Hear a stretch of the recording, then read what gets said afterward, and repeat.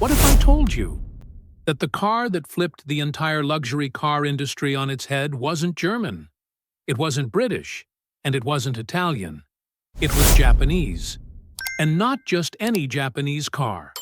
It was Toyota's first ever attempt at taking down Mercedes-Benz, and they succeeded on their first try.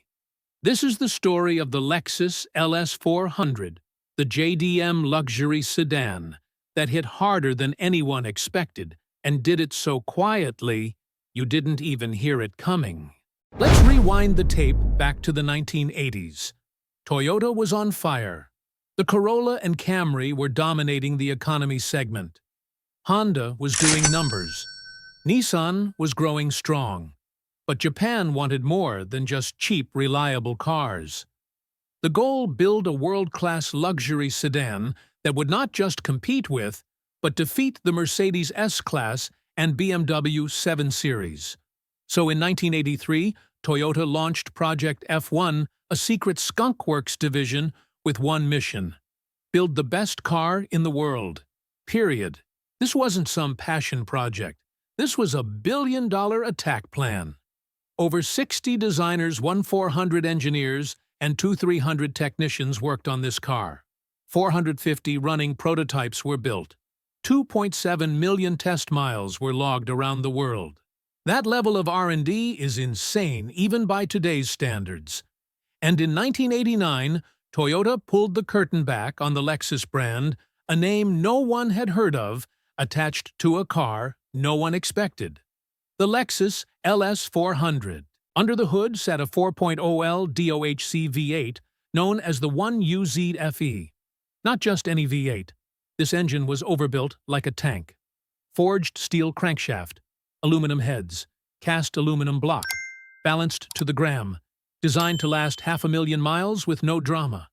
It made 250 horsepower and 260 pound-foot of torque sent to the rear wheels through a 4-speed automatic. Not a race car by any means, but that's not the point. The LS400 wasn't about raw speed. It was about effortless movement, silence, precision, perfection. Here's what blew everyone away. Noise levels were lower than any Mercedes or BMW at the time. Ride quality was buttery smooth, even at 140 miles per hour. Panel gaps were so tight and consistent, German engineers were stunned. And everything worked. While the Germans were still figuring out climate control and analog dials, Lexus dropped power seats, memory settings, dual-zone climate, and electronic suspension. And this was in the early 90s. But it wasn't just about features. It was how they worked flawlessly, seamlessly, every single time. Buttons had that perfect click. Dials turned like they were made by Rolex. Every part felt like it was designed by someone who cared more than they had to. No squeaks, no rattles, no half-baked software or electrical gremlins. Just old-school, over-engineered perfection. Lexus wasn't trying to show off. They were quietly outclassing the competition with Japanese precision and Toyota discipline. You know how Lexus introduced the LS400 to America? They aired a TV ad showing the car running at 145 miles per hour on a dyno with a stack of champagne glasses on the hood. And not one glass moved. That's how smooth it was. Car journalists went crazy. Road and Track called it the most thought-out luxury sedan ever built. Motor Week said it felt like driving a Whisper. And while Mercedes was charging $60,000 for an S-Class, the LS400 came in at $35,000 fully loaded. It undercut the Germans, outperformed them in refinement, and outlasted them in reliability.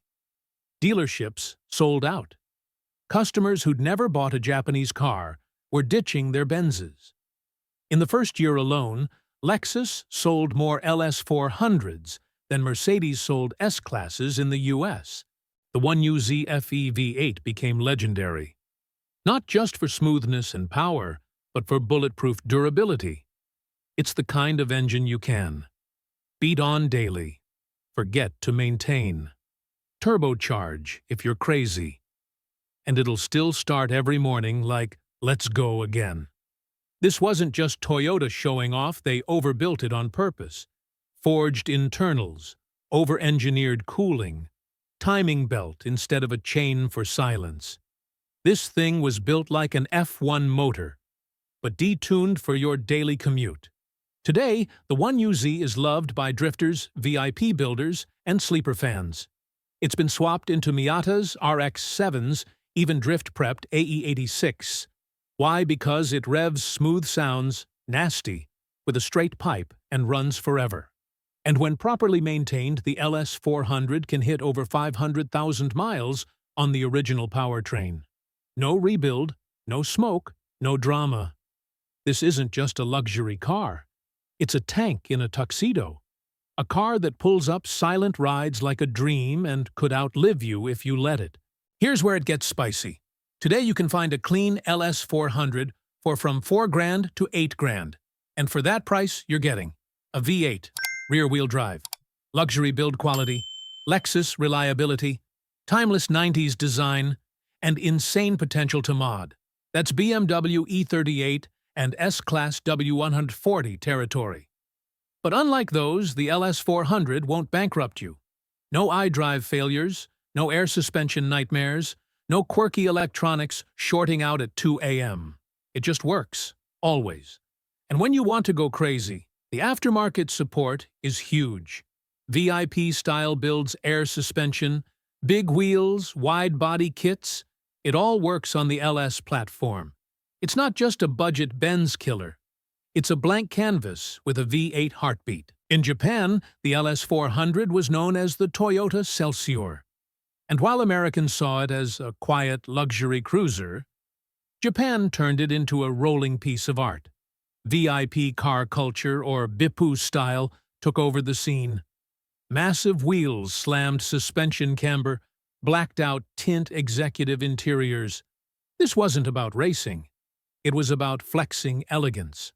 Owning a VIP LS400 in Japan meant you had taste money and respect.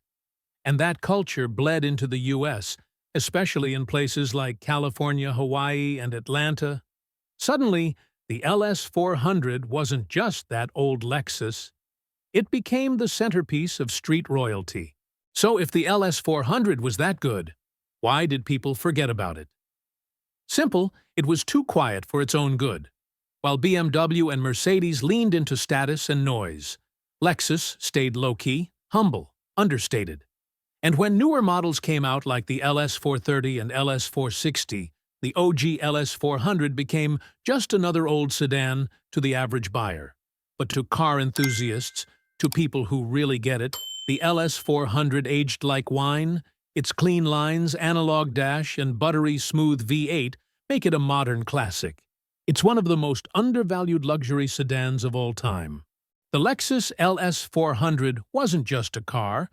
It was a message that Japan could not only build economy cars, but out-engineer the biggest names in luxury. Quietly, brutally, perfectly. It didn't need turbochargers, it didn't need prestige, it just needed a mission, and Toyota executed it flawlessly.